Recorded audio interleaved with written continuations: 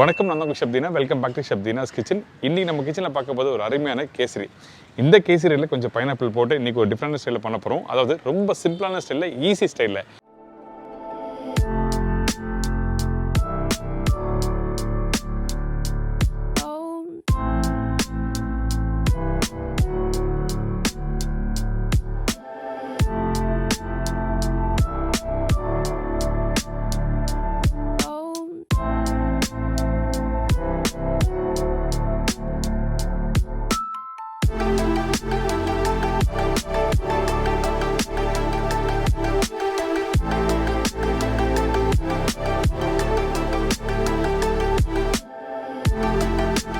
அதுவும் பர்டிகுலராக நிறைய பேர் வீட்டில் பண்ணும்போது நீங்கள் சேஃப்ரான் வச்சா பண்ணுறீங்க, அதாவது குங்குமப்பூ தான் வச்சு பண்ணுறீங்க, நீங்கள் மஞ்சத்தூள் வச்சு நீங்கள் கம்ப்ளீட் பண்ண மாட்டீங்களா அப்படின்னு சொல்லி நிறைய பேர் கேட்டிங்களே. இந்த மஞ்சத்தூள் எந்த இடத்துல கரெக்டாக யூஸ் பண்ணணும்னு சொல்லிட்டு தெளிவாக நம்ம பார்க்க போகிறோம். இதோட ஒரு அருமையான செட்டிநாடு பால் பணியாரம் எப்படி பண்ணுறது பார்க்க போகிறோம்.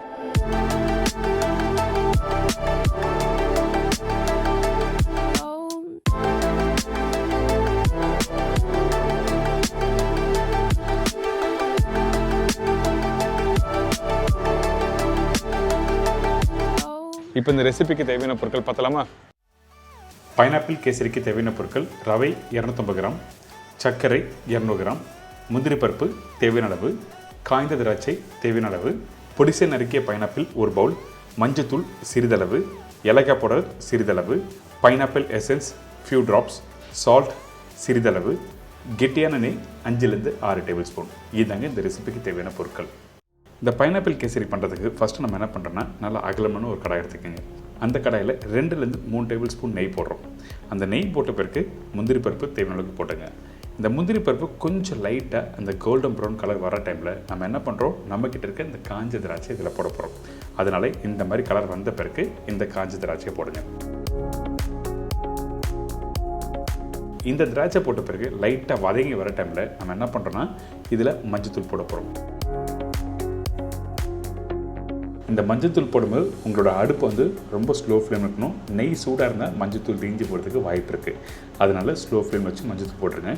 அதுக்கு பிறகு நம்மக்கிட்ட இருக்க ரவை, இந்த ரவை போட்ட பிறகு நல்லா மிக்ஸ் பண்ண ஆரம்பிங்க. மீடியமான ஃப்ளேம் வச்சு வறுக்க ஆரம்பிக்கணும். அதே டைமில் பார்த்தீங்கன்னா நல்லா எல்லோஷ் கலர் உங்களுக்கு வந்திருக்கும்.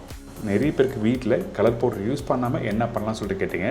நம்ம சேனல் ஆல்ரெடி சாஃப்ரான், அதாவது குங்குமப்பூ வச்சு பண்ணுறது எப்படி வச்சு சொல்லி கொடுத்தேன். இப்போது இந்த இடத்துல மஞ்சத்தூள் யூஸ் பண்ணி எப்படி பண்ணுறது சொல்லி எல்லாருக்கும் புரிஞ்சிருக்கும். கண்டிப்பாக ட்ரை பண்ணி பாருங்கள். அதே டைமில் இந்த ரவையை வறுக்கிற பக்கம் ரொம்ப இம்பார்ட்டன்ட். ரவை கரெக்டாக வறுத்தா தான் அந்த ரவை கேசரி ஃபைனலாக நல்லா வரும் அந்த டெக்ஸ்சர். இதுக்கு பிறகு நம்ம என்ன பண்ணுறோம், இன்னொரு கடாயில் தண்ணி ஊற்றுறோம். தண்ணி ஊற்றுற பக்குவம் என்ன கேட்டிங்கன்னா, எந்த கப்பில் மெஷர் பண்ணி எடுத்துருக்கணும் அதே கப்பில், அதாவது 1 கப் ரவைக்கு வந்து 2.25 கப் அளவுக்கு தண்ணி வச்சுருக்கேன். சில பேர் பார்த்தீங்கன்னா 2.5 கப்பு தண்ணி வைப்பாங்க, அதாவது 1 கப்புக்கு 2.5 அப்படியும் போடலாம், ஒன்றும் தவறதில்லை. ஆனால் என்னோடய மெஷர்மெண்ட்டுக்கு 2.25 கப் அளவுக்கு தண்ணி போதும். இப்போ தண்ணி நல்லா கொதிச்சு வந்த பிறகு நம்மக்கிட்ட இருக்க இந்த ரவையை போட்டிருக்கோம். ரவை போடுற பக்கம் 2 விதம் இருக்குது. அதாவது கொஞ்சமாக ரவை எதுனா மொத்தமாக போட்டு மிக்ஸ் பண்ணலாம். இதே குவான்டிட்டி அதிகமாக இருந்ததுன்னா ஒருத்தர் மிக்ஸ் பண்ணணும், ஒருத்தர் ரவை போடணும். அப்போ தான் உங்களுக்கு கெட்டி எல்லாமே கரெக்டாக வரும். இப்போ பாருங்கள், இந்த ரவை போட்ட பிறகு நல்லா மிக்ஸ் பண்ணுற பக்கம் எப்படி இருக்குன்னு கேட்டிங்கன்னா, உங்களோட அடுப்பு வந்து ஹை ஃப்ளேம் வச்சு நல்லா மிக்ஸ் பண்ணணும். மிக்ஸ் பண்ணி வர டைமில் இந்த மாதிரி கெட்டியாக வந்திருக்கும். அதுக்கு பிறகு வேணால் நீங்கள் கொஞ்சம் ஸ்லோ ஃப்ளேமில் வச்சுக்கலாம்.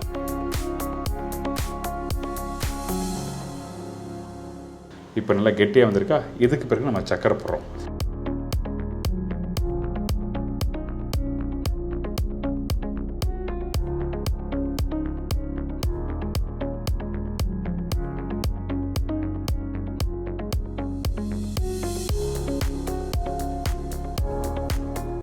இந்த சக்கரை போட்ட பிறகு குக் பண்ணும்போது உங்களுக்கு கலர் மாற ஆரம்பிக்கும். அதாவது அந்த எல்லோ கலர் இன்னும் டார்க்காக வந்த மாதிரி இருக்கும்.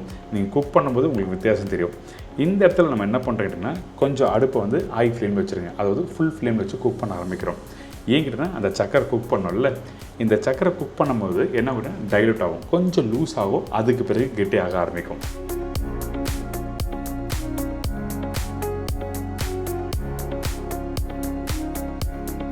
இப்போ பாருங்கள், நல்ல கலர் வந்திருக்கா.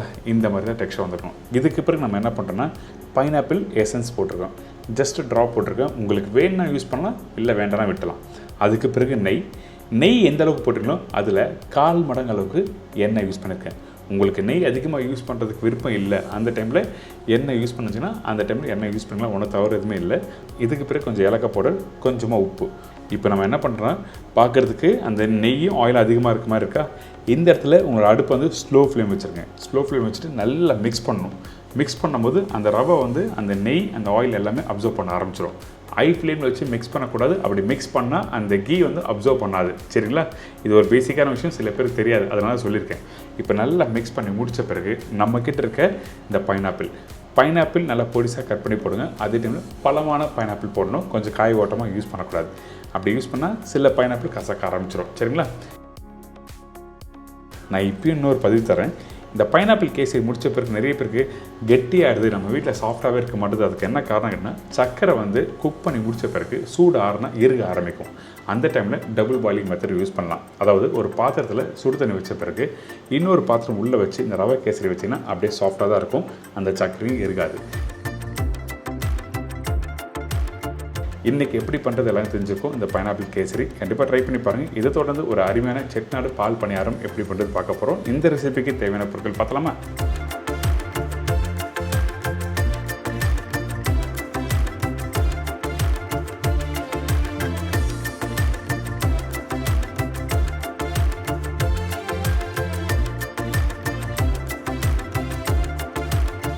பச்சை அரிசி 1 கப்பு, உளுத்தம்பருப்பு 1 கப்பு, பெரிய தேங்காய் 1 நம்பர், சர்க்கரை தேவையான அளவு, ஏலக்காய் பவுடர் 1/2 டீஸ்பூன், உப்பு சிறிதளவு.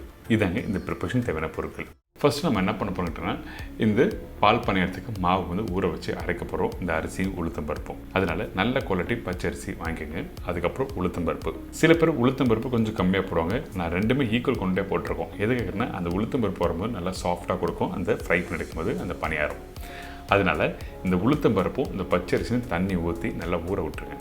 ஊற விடுற டைமிங்னா ஒரு 3 மணி நேரம் 4 மணி நேரம் நல்லா ஊறலாம். ஊறி முடித்த பிறகு இந்த மாதிரி இருக்கும். அதே டைமில் நல்லா வாஷ் பண்ணிடுங்க.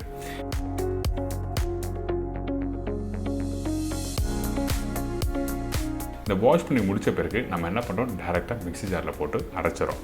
இது கிரைண்டர்லாம் அரைக்கணுமா அப்படி கேட்டிங்கன்னா அப்படிலாம் இல்லை, நீங்கள் டேரெக்டாக மிக்சியில் போட்டு அரைச்சலாம்.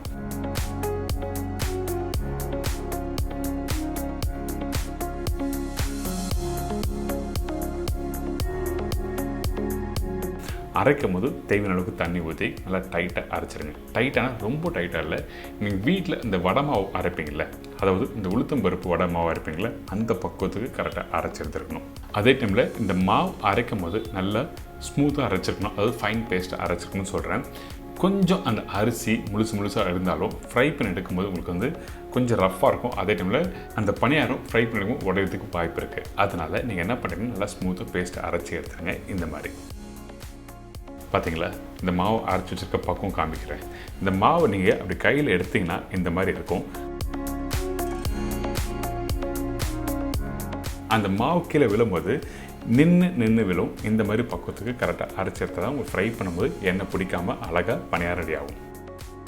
இதுக்கப்புறம் இந்த தேங்காய், இந்த முழு தேங்காய் இந்த மாதிரி கட் பண்ணி மிக்ஸி ஜாரில் போட்டிருப்போம்.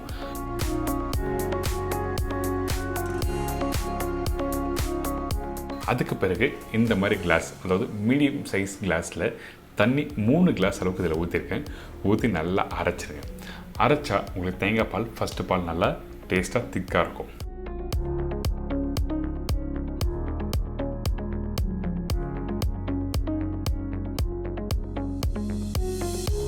இந்த மாதிரி பாலை எடுத்து வச்சிரும்.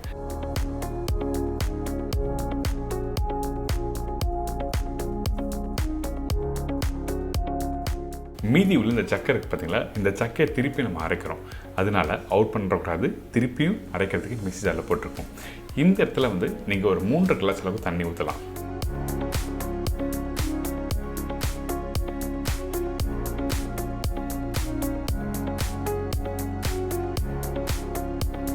அரைச்சிங்கன்னா திருப்பி இந்த பால் கிடைக்கும். இருந்தாலும் அதிகமான கொண்டு தண்ணி ஊற்றி அரைச்சா பால் நிறைய கிடைக்கும் சொல்லுவாங்க.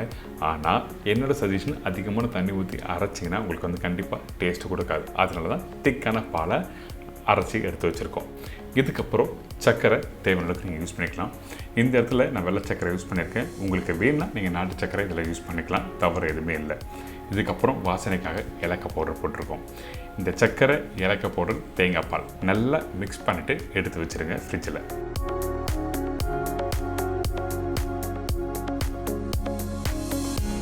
இப்போ ஒரு மூடி போட்டு க்ளோஸ் பண்ணி ஃப்ரிட்ஜில் வச்சுருக்கேன். ஒரு 1 hour நல்லா சில்லுன்னு ஆகட்டும். இதுக்கு பிறகு நம்ம என்ன பண்ணுறோம்னா அரைச்சி வச்சிருக்க அந்த மாவை ஃப்ரை பண்ண போகிறோம் பணியாரத்துக்கு.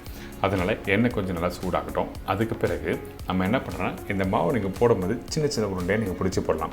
சில பேர் ஸ்பூனில் போடுவாங்க, சில பேர் வந்து கொட்டாங்குச்சி இருக்குல்ல, அதாவது தேங்காய் மூடி இருக்குல்ல, தேங்காய் மூடியில் வந்து அந்த மேல் கண்ணை வந்து சின்னதாக ஒரு ஓட்டை போட்டு அதில் போடுவாங்க. எதுக்காக அப்படி போடுறான்னு கேட்டிங்கன்னா அழகாக ரவுண்டாக விழும். அதனால தான் வந்து கொட்டாங்குச்சி யூஸ் பண்ணாங்க. அப்படி உங்களுக்கு கம்ஃபர்டபுளாக இல்லைன்னா நீங்கள் டேரெக்டாக வந்து நீங்கள் இது மாதிரி ஒன்றுனா சின்ன சின்ன பீஸாக போடலாம்.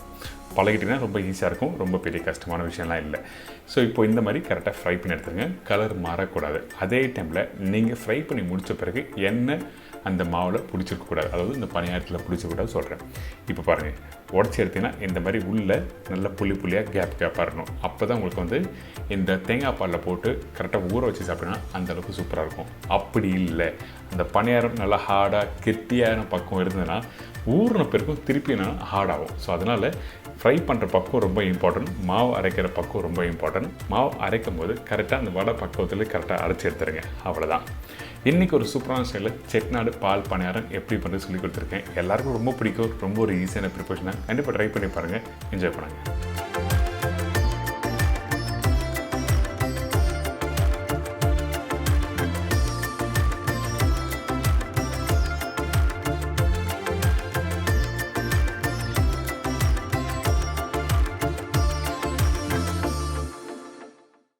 இப்போ எல்லாம் தெரிஞ்சிருக்கோம். இந்த பைனாப்பிள் கேசரி பண்ணும்போது எந்த இடத்துல கரெக்டாக மஞ்சள் தூள் போடணும், அதே டைமில் எந்த அளவுக்கு தண்ணி ஊற்றணும்.